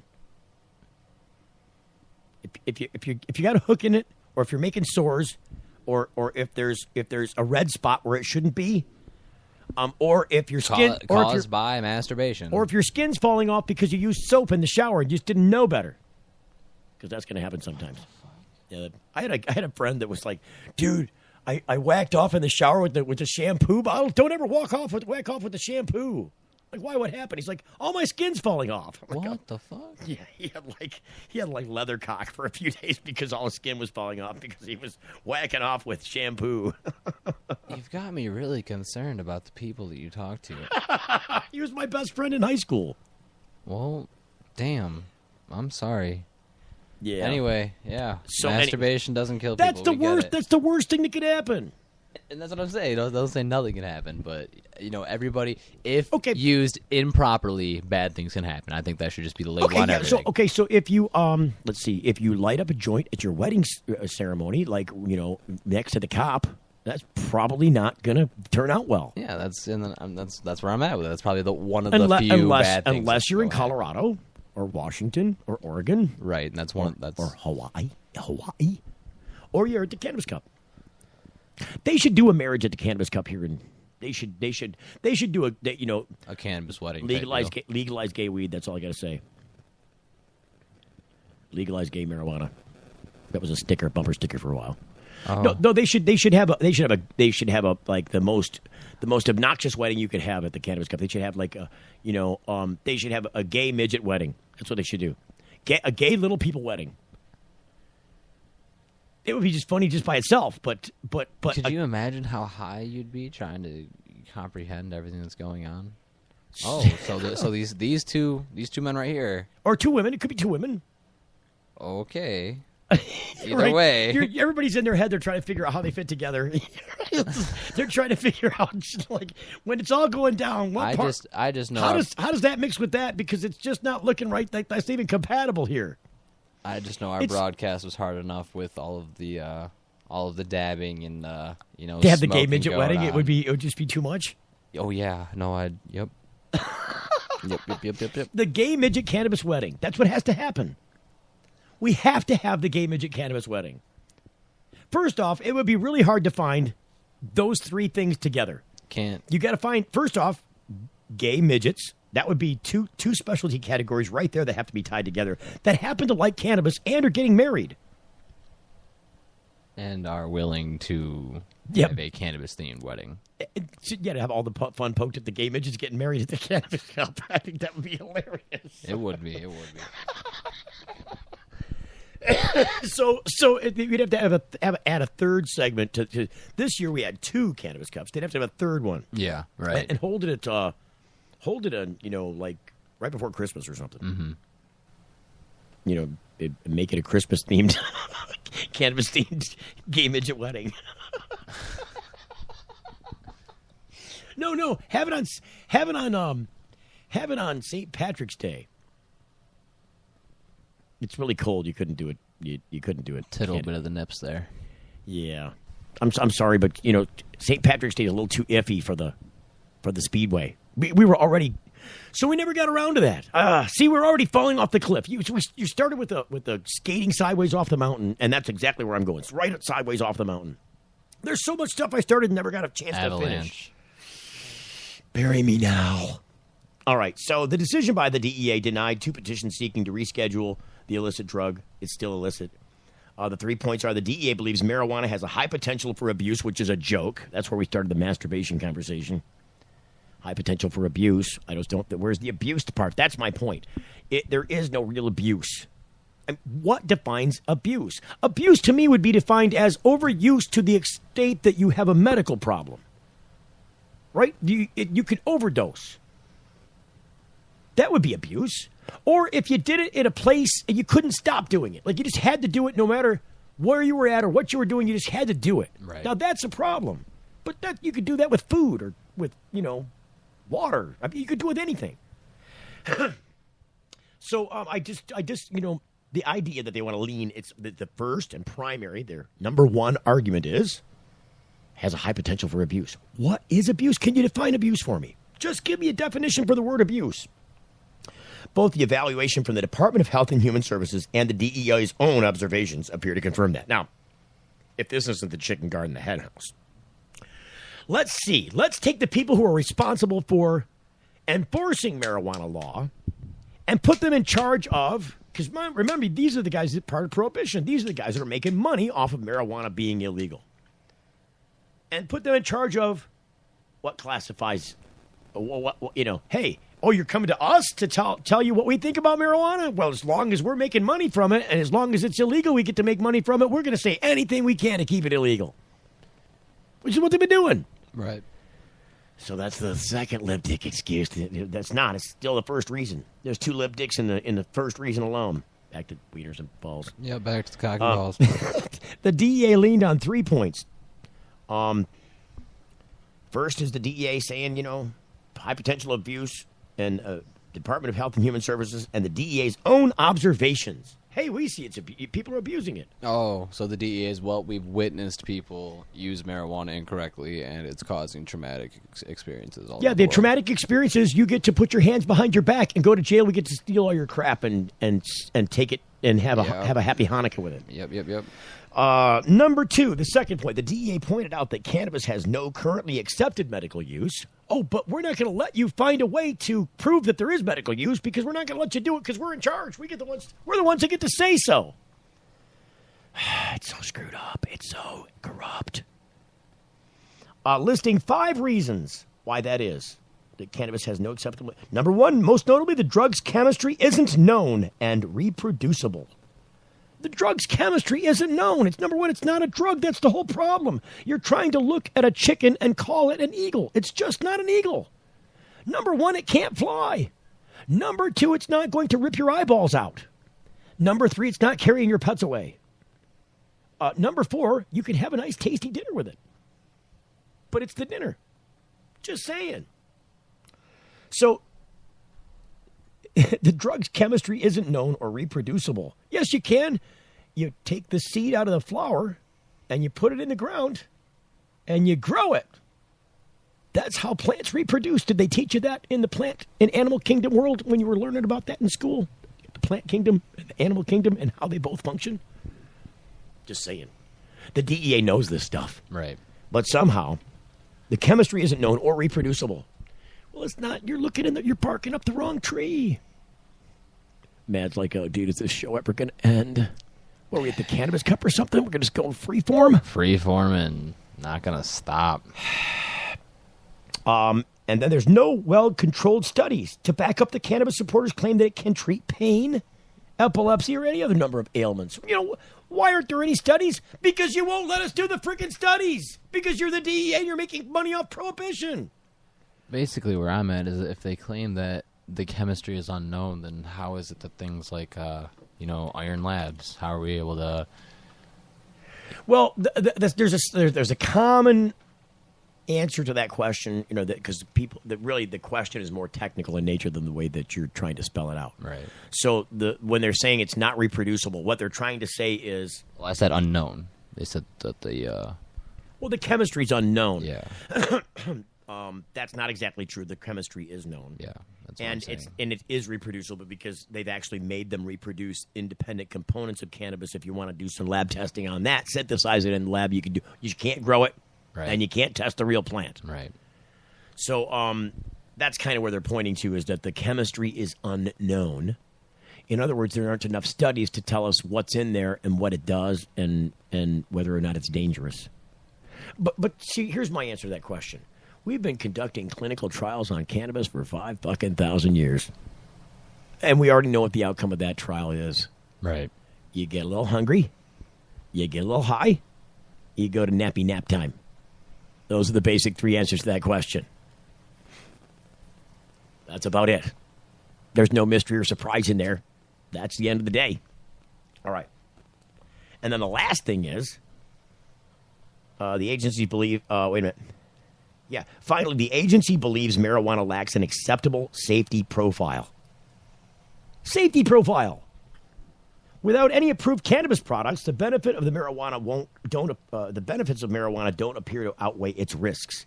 Well, okay, so risks. Let's just take that term by itself. What is a risk? If you've got a calculated risk, it means that you can say that, for example, based on my ability to shoot at a target, there's a calculated risk that I'm going to miss the center of that target like 50% of the time. Right? I already know. There's a calculated risk. If I shoot at that target, I can calculate that my chance of hitting it right on the nose is about 50-50. For me. And you could probably extrapolate that statistic out to a national basis. You know what I mean? You could probably figure out what the national average on hitting a target at the bullseye with an arrow at 10 paces would be. This is the scientific way that they figure things out. And this is how they look at safety data. So if we're talking about the same analogy with the target and the arrow and the 10 paces and hitting the target on target, or, if you're using that same analogy, people, I don't know. I'm just going to back off for a second. Because, with lacks an acceptable safety profile. That's the term, safety profile. So what, again, this is a term. What in the fuck is a safety profile? So let's see. So we're talking about safety profile for a vehicle. Well, you want to be able to bump into things but not hurt people or not die. You know what I mean? You're having a rough time over here, aren't you? I'm starving, brother. Mad Blaster's like, oh, let me at it. I gotta chew the fat off of an ass somewhere. Oh, I will. I will empty a garbage can at this point. I will eat the ass end out of a dead rhino. I'm waiting for my stomach to make another growling noise so I can put the mic to it just for you. I would think it might be the dog sleeping. Man, yeah, you might. All right, so we're gonna wrap it up. But I still gotta finish. Well, you should always wrap it up, Steve. No. No. Yep. No. You should. Well, that if you're going to wrap that up. You should always. It depends on what you're doing. No, if it's masturbation, you wrapping always... it up is just like, gratuitous. What the fuck? Anyway, focus. Eye contact. Eye contact. It's hard to make eye contact at this point because it's awkward. So, you are talking about, putting a wrapper on it. Well, you should. So, what the Motley Fool did with this story, by the way, is to they baited us in. They told us the story. Hey, basically, it's a rehash of the DEA didn't reschedule, and here's the argument. And then they're going to sell you some crap about how to invest in, making pot legal. No, how to invest in stocks. Oh, okay. They're an investment advisor. And they're not, the Motley Fool, I'm talking blue chips. We're talking about, I'm talking a standard investment advisor. I can recall. That's all they're doing. They regularly do this. I'll see a Motley Fool story once a week at least, sometimes twice a week on cannabis. It's clickbait. So the story goes on and on and on, and then they try and sell you some stocks. The lone loser of the DEA decision. Here's the end of it. Perhaps the biggest loser here is the individual investor looking to take advantage of the marijuana industry's incredible growth. See? Investors. Yep. The marijuana investor, you know who he is? He's the planting guy. He's the guy that's putting the seeds in the ground and growing the dope. Right. That's the investor. Mm-hmm. According to ArcView Market Research, a cannabis research firm, legal marijuana sales hit $5.4 billion in 2015. Legal marijuana sales slated to grow roughly by 30% per year throughout the remainder of the decade. And blah, blah, blah. So we had to stick in there on this DEA story because it is a rehash. But, anytime we got a chance to put pie in the DEA's face, you kind of got to cream the pie in their face. For sure. I mean, Michelle Leonhardt, looks like Lionheart, but it's not Leonhardt, stood there in front of Congress and made a fool out of herself, dancing around the question, how is marijuana more dangerous than heroin? How is marijuana up there in the same category with heroin and LSD? And frankly, LSD is one of those things either that's going to hurt you very much. You're never going to really get hurt by LSD. I don't know about that. Well, maybe for a minute. It'll flip some switches, and some switches might just stay flipped. Really? I mean, yeah. Well, I suppose if you go off the deep end, but you're an idiot if you do that in the first place. Like you deserve. This is like putting a gun in a chamber, spinning the chamber, and then clicking, and seeing if you can get your brains to splatter on the wall. I mean, that's kind of the same game. From what I've heard, when you're doing things like LSD, if you have any sort of slight, mental disorder, it will definitely be amplified after use. What, you mean like permanent alteration? Well, like let's say you might just be people say this about pot though. The slight bit most schizophrenic, and let's say you were to take a 10 strip of acid, you very well. Who would take a 10 strip of acid? That's not unheard of. Don't look at me like I'm crazy. You've taken a 10 strip of acid? Why does it matter what Mad does in his off time? Oh my God, you're nuts! Like I said, whatever. You're afraid of acid. No, I'm not. I don't do acid anymore, but I've done it before. Love Lucy, and she'll love you. Love Lucy. Lucy in the sky with diamonds. Now we tripped out here already. Tripped out, off the mountain, in the toilet, whatever you want to call it. We've done it today, guys. Yeah, all right. So back to the game plan. We got two other things to kill here. Really quick. We'll snap them out. I don't believe you. Ezekiel Elliot of the Dallas Cowboys makes a dispensary visit. Let's hash this out a bit, shall we? I'm not going to read you the story, but I'm sure you know what's going on. I will tell you the gist of what happened. Ezekiel Elliott of the Dallas Cowboys, I think he was in Montana. Right. Don't quote me on the state. But he was visiting, which, players of major ball teams frequently do across the country when they're playing other ball teams. It's kind of how it goes. Balls. Back to the dick and balls again. There he is with the dick and balls. Come on. So they're in another state, in a legal marijuana state where there's a dispensary somewhere. And look, if I'm a guy and I don't even care boo about marijuana, and I'm in a state where there's a legal pot shop and there's something like that does not exist in my state, as a tourist, I'm going to be inclined to check it out, go in there and see what's going on in there. Right. Hey, what's all the big boo about? There's a pot shop. Let's go in there and see what's everybody talking about. And that's exactly what he did. That's what he did. Yeah, he was simply spotted in a dispensary. It couldn't have been Montana because this was a regular dispensary, and you probably wouldn't let you in without a card in a carded state. Like if you had to have a card to purchase marijuana, Right. they generally won't let you in. Sure, I think they might have been saying Washington. I'm not sure. It may have been Washington. But either way, it doesn't matter. He was in a legal recreational state. This is something any adult could do in this state. Walk in. It could be some 18-year-old kid walking into a pot shop, unless it's a place where you got to be 21. Right. But even then, like, you don't have to be 18 to go into the beer store. You just can't come out with beer at the beer store. Right. I wonder how long it took them to. I bet you when they first set up the alcohol shops, all the cops were there keeping the kids from going inside there, just in case. Who knows? They're always looking to rack up some dollars from somebody who's trying to have a good time. Right. And be safe. Could you imagine what it would be like if you were getting heat from your employer just from simply being spotted at a pot shop? That's what happened. Yeah. I mean, the NFL is effectively his employer. Yeah, just imagine. I mean, a unionized employer, but he's an employer. Getting grilled and you were just simply spotted. So the manager of the Dallas Cowboys, and I don't have his name handy here. I don't give a boo. Manager of the Dallas Cowboys is picking on poor Ezekiel Elliott because he walked into a pot shop one day while he was in his off time, checking out what's going on in the place that he's at, like any other person would do. He didn't buy any pot. He didn't smoke any pot. He wasn't seen choking, next to a stack of gold medals with a snap photo on TMZ. He was just being a tourist. Right. In a town that he didn't have available to him, this kind of stuff available in his place. And they're in Dallas, open a pot shop, and the world is going to cave in. They're making him, apologize up and down, and make it sound like it was a choice that he shouldn't have made when that really isn't the case. But who's the cat with the white hair picture, the swimmer that was next to Phelps? Who's the cat that? He's the guy that would. Listen, you saw it in the news. It was a big story in the news. He's him and his buddies. After swimming with Phelps, are out running around in Rio, again, being tourists. That's why I'm telling this story, because it's a similar story. Right. And they go and they stop at a gas station. They're getting some gas. They run to the men's room, and they're all drunk. And he comes out of the men's room, and the guy, this swimmer, I can't think of his name right now. It's the other swimmer, the other major U.S. swimmer. Anyways. Terrible names. He goes, and on his way, like, through the alley, coming back from the bathroom to go back to the car, which is at the gas station filling up, or there's a taxi guy or something that's filling up at the gas station there. He rips down like a poster on the wall, all drunk, rips the poster down, and you could see him on the video doing this. And then so at some point the security guard comes and approaches them. The guy that's running security at the Rio gas station, comes over and he's like, you can see him walk up to the car, and there's some talking at the car, and they make him get out of the car.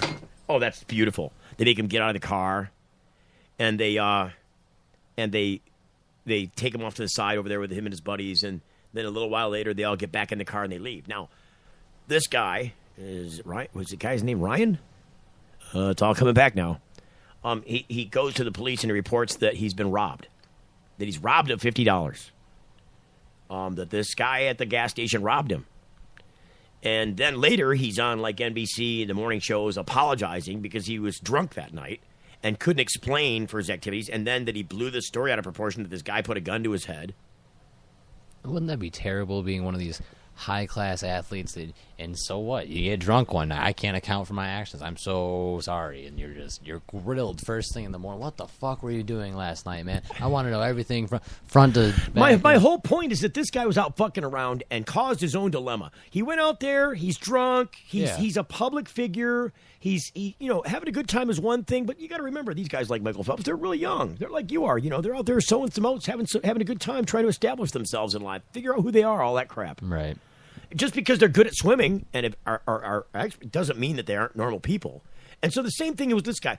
He's out there causing a problem. He did. He caused a problem. He caused a public scene. He filed a false police report. He told a bad story that was just covering up his own youthful indiscretions. Who hasn't done what he did in some form or fashion? He didn't pee in the corner, but it could have been that. Which I don't know if they care about in Rio. Right. Maybe they don't care in Rio. I mean, you got the dumps, the people, you got the big, nicely trimmed lawns right next to the frickin' largest ghetto in the world. On the mountainside underneath the big giant cross. Yep. And I'm sure they're peeing up against a tin-roofed house right there, too. I'm pretty sure there are no facilities in there. Anyway, and that's probably why nobody wants to swim in the water in Rio. Right. But what I'm saying is this guy went out and caused a problem. He's a sports figure, went out and causes a problem, has nothing to do with pot, but now he's out here apologizing his ass off for something that he did himself, right? He lost $1 million contract. Right. With I think Speedo. Yeah, Speedo yanked his advertising. Yep. So, but this other guy, here's another regular guy, sports figure, isn't doing anything wrong. Simply walks into a pot shop in a legal state, and then gets hell comes down on him. He's making apologies, and it's all in the face of these NFL team managers. They're all off the record, telling reporters, "Look, we couldn't field a team if the players of the NFL couldn't use marijuana. If we made rules that we knew they weren't using marijuana, we would never be able to have a team." Or any team.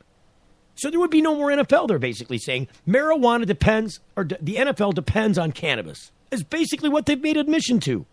If we had to find a way that we wouldn't have a game. If there was no pot, there would be no NFL. Right. And those are startling words. Those are stark words. But they're also truthful ones. They will not say it on the record. They won't do it. I've heard it myself with my own ear say these things. More than one NFL team owner has admitted off the record to me that they have to field a team using marijuana, or otherwise it wouldn't happen. So I'm just saying, on the record for the public face, all Nerf America, no pot, bad guy, spanky, don't be doing that.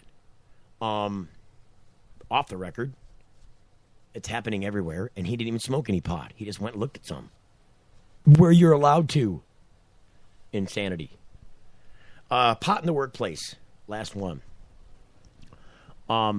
So this is a crazy story. And by the way, the show is extended, and we didn't even get a chance to replay. We wanted to recap some cannabis stuff. We never got the recap of the Cannabis Cup. There's no time to. We'll get to that tomorrow. This story with the, real quick. Here it is. 25 million in Oregon. News roundup. Am I missing something here? This is cop foolery right here. New Mexico cop accidentally filmed himself stealing marijuana. Whoops. Right. Don't film yourself if you're getting in the cookie jar. You got your hand in the cookie jar. You're not supposed to. You better not film it. $4 million marijuana seized by. What happened here? There's something looks like I'm missing it. Yesterday. Oh, that's yesterday's. Oh, did something get deleted? I'm missing today's Google stuff. That's terrible. Send it back to me, please. Send it back to him, he says. Wait a minute. I might have it already in the deleted files. Where's the deleted stuff? I don't see a deleted file. Junk? No. Sent? No. I don't know where I don't see a deleted file. Trash. There it is. Oh, it's empty. Somehow it got deleted.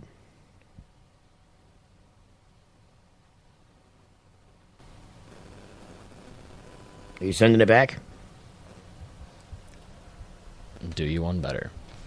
Oh, he's going to go ahead and let me use it. I got time to send it back. I don't even know where I'm sending it back to. Hold it up for you, man. You just hit reply. You see, you hit reply, and then send, and then it comes back. So this is in the Washington Post today. Marijuana changes how employee use marijuana. How marijuana? Okay, I'm gonna say it again. Study: medical marijuana changes how employees use sick time. That's the story. Yeah. This is from Christopher Ingram from Wonk Blog, but it's republished in the Washington Times. Fact number one: legalizing marijuana is bad for the workplace. That's how the story starts out. That's like its subtitle, like underneath the headline. That's the first chapter of this. Fact number 1, legalizing marijuana is bad for the workplace. That's the stark warning from the Institute for Drug-Free Workplace, a nonprofit that works to combat drug use among American employees. The impact of employee marijuana use is seen in the workplace in lower productivity, increased workplace accidents and injuries, increased absenteeism, and lower morale, the Institute writes. This can and does seriously impact the bottom line. Now, if I'm a business guy and I don't know anything about pot, and I'm just trying to run a good, efficient business and, pay the tax man and come home with something to feed my family at the end of the day, that speaks to my heart, right? Oops, it went buoy on me. It went buoy on you. See, this is why I need to do it myself. Anyways, so does it really, though? Does it impact the bottom line? That's the question. New research published in the Journal of Health Economics suggests that the argument is overstated. Okay, we could have told you that. An economist who recently received his PhD from the University of Wisconsin at Milwaukee wanted to know what effect, if any, the enactment of medical marijuana laws had on employee absentee rates.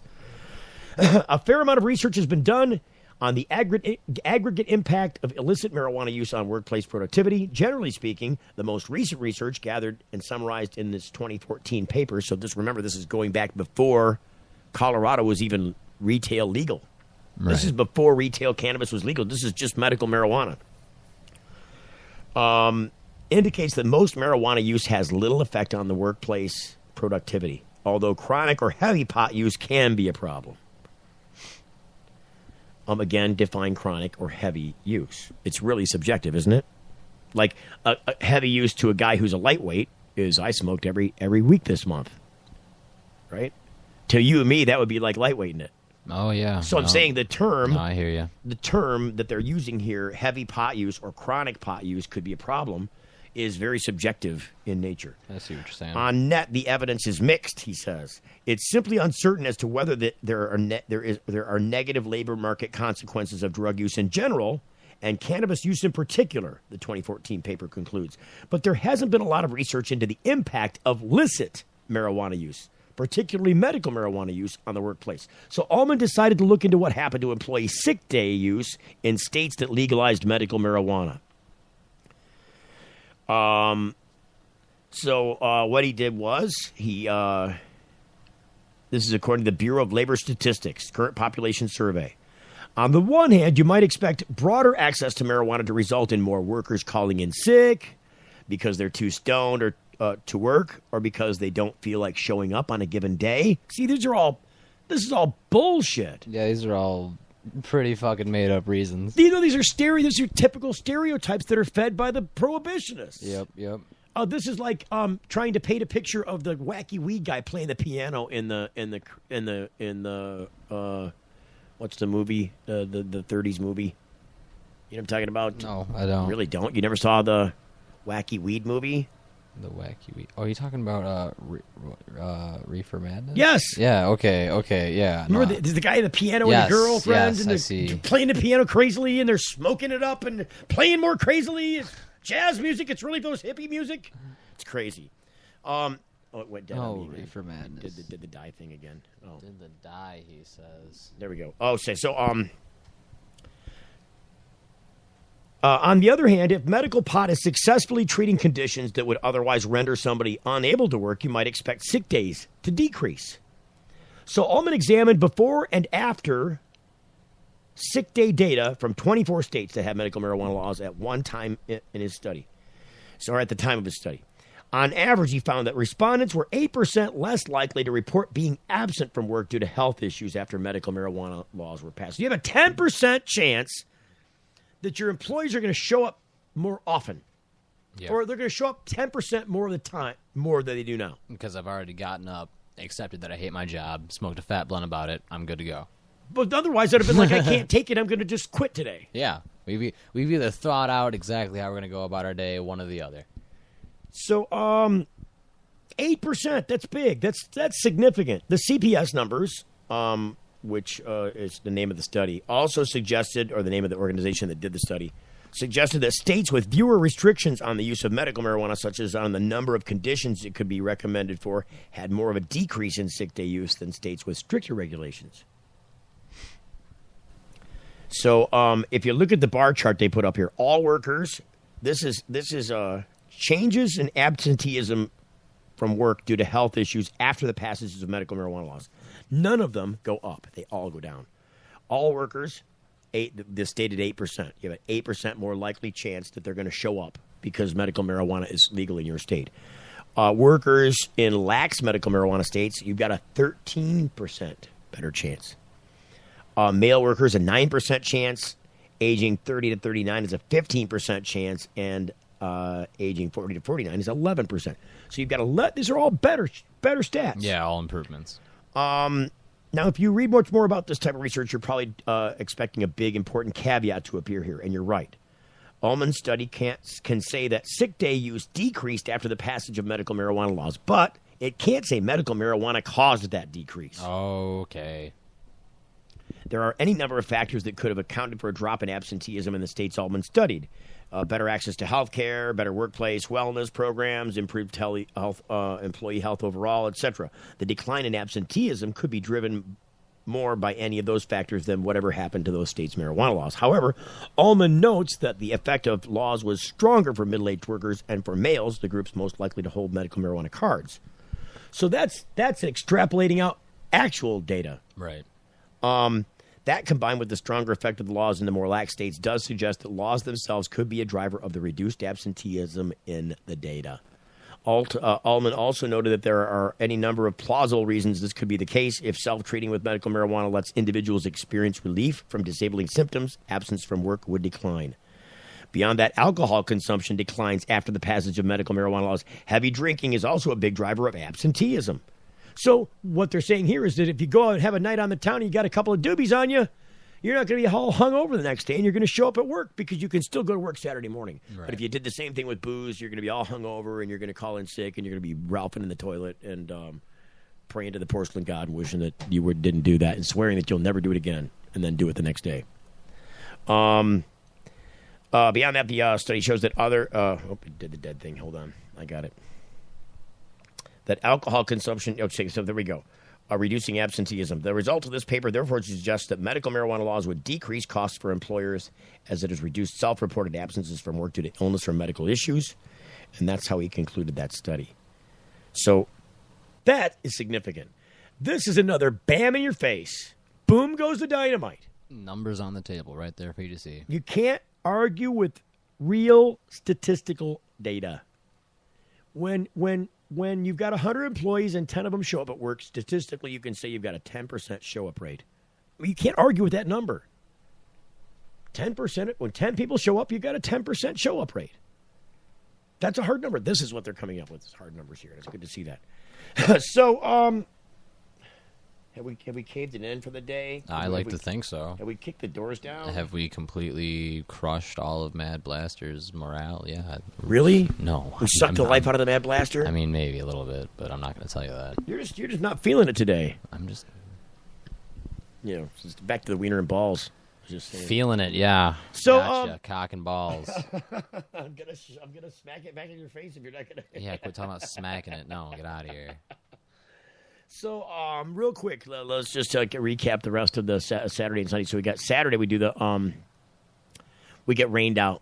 We get rained at the Cannabis Cup. We got rainstormed on. We got like 5 minutes left in the show, so I figured I'd fill it up with that. So, we show up, right? It's going to storm on us because remember, we went to a break when I was telling this story. We had to go to a break. Right. We had to come back and trying to fast forward through this, and we still end up with a 2-hour show. I don't know how it happened. Oh, it feels like the marathon broadcast again. It's just never going to end. I'm going to start blocking Mad from hitting the off button so the show ends. I'm going to have to start no, I'm going to keep you from hitting it. Don't trust me. If I wanted that done, I would have done that at 9 o'clock. That's what I would have done that. Where's it at? It's 9:49 now. Oh, yeah, no, it's almost 10 o'clock. Yeah, go figure. I'm right here watching the clock. Here are you hurting now? Oh, I've been hurting. You're going to do the pen? Oh, yeah, I know. Past that pen now. Yeah, fuck that. We're getting as high as possible now. He was all against the pen before. I'm not a big pen guy. You need to... Oh, is that a cock and balls reference now? No, it's not. No, I just remembered the thing that happened on the way back from the Cannabis Cup last night. So first off, I got to thank our friends at Dr. Dabber. Before we get there, hold off on that story because we got 5 minutes left in the show. So hold off on this. I'll tell you the pen story. It's funny. After we finally wrap up this thing about what happened on Saturday. So we get rained out. Literally, the place that they put us was... So if you know a speedway, the auto speedways, you know how the pavement's curved up on its side like that as you go around the curves, around the corners? We're at the base of one of those curves. Like, we're in the grass, not on the pavement, where you've got this bowl effect going on. So you have this huge surface area that is bent directly at you, where there's no drainage, and a grassy area with some dirt. And all that you're going to get as soon as you get a deluge is all that water from all that surface area is going to rush to your feet. And I saw it coming when it came. I was like, dude, I looked around and I told everyone, I warned them. I'm like, look, if you don't exit the area, you're going to be standing in about 8 to 12 inches of water. And that's what happened in moments. In literally 3 minutes, we were standing in 8 inches of water. Because it was all rushing under our feet. It was just coming to us. We were at the bottom of the cereal bowl. So, long story short, look, there's a giant generator on the tarmac, and there's a huge power cable that's going up underneath our feet that's literally soaking in water like so many fingers in what's the soap? In a soap commercial. It was just bad. And I'm thinking, at any point in time, me and the dog, who are both, branches floating alongside Noah's Ark. The dog finally woke up out of his bad dream. He's shaking it off. That we're going to get zapped by this power. It's going to... Yeah, that water... I mean, that's serious business. That's dangerous, yes. And I was not having it. So there was no way I was going to do a show from that location. So we had to move the tent, the booth, the whole thing had to move. And we had moved all the way across the court. It took considerable collaboration from the help of a lot of people. And we got it moved. And then we still had a show to do. So we did the show. We got it out. We did a good. And by the way, I needed something that you had to do the broadcast with, and you weren't there. And that was the phone. That was. So I had to find somebody with another phone. Yeah, it was a fun time Saturday, I bet. It was crazy. But actually, Saturday was the best day of the 3. Right. When it was all said and done, Saturday was the best day of the 3 as far as number of booth visits go and all that kind of stuff. So Sunday comes along, and Mad's back, and we have a contest, and we did the contest. There's no time to play a piece from the contest. So we had at the end of the day, we got some good prizes for the contest. It was a name that strain contest, and the second contestant out of 3 killed the whole thing by answering the strain, like pulled it out in the dry hit round. He didn't even get to the smoking round. Didn't even smoke. It was a dry hit round, and he knew right away what it was. See, now that's a cannabis connoisseur. Yep, he had it. But our friends at Dr. Dabber gave us some supplies as prizes to give away. They gave us some Dabber pens. And they gave us some other stuff. And so here's the funny story. We're on the way back. There's seconds left in the show. We're on the way back from the Cannabis Cup. And, it's been a long, hard day. We're all smoked out. I mean, we're fizzled. And I'm literally pulling back into the area that I live in. I'm dropping off the Mad Blaster. And as we're pulling in, I reach down for the pen, the cannabis pen, and I grab what turned out to be a real pen. And so I started to suck on it just to make like it was the pen, and then I handed it to him, and he grabs the pen and tries to suck on it. He's like, what the fuck? Oh, you're sucking on the wrong pen there, Mr. Mad Blaster. Until tomorrow, I'm Steve Green. I'm the Mad Blaster. We will see you next time on The Full Belt Show. The Full Belt Show is a production of TFM Media.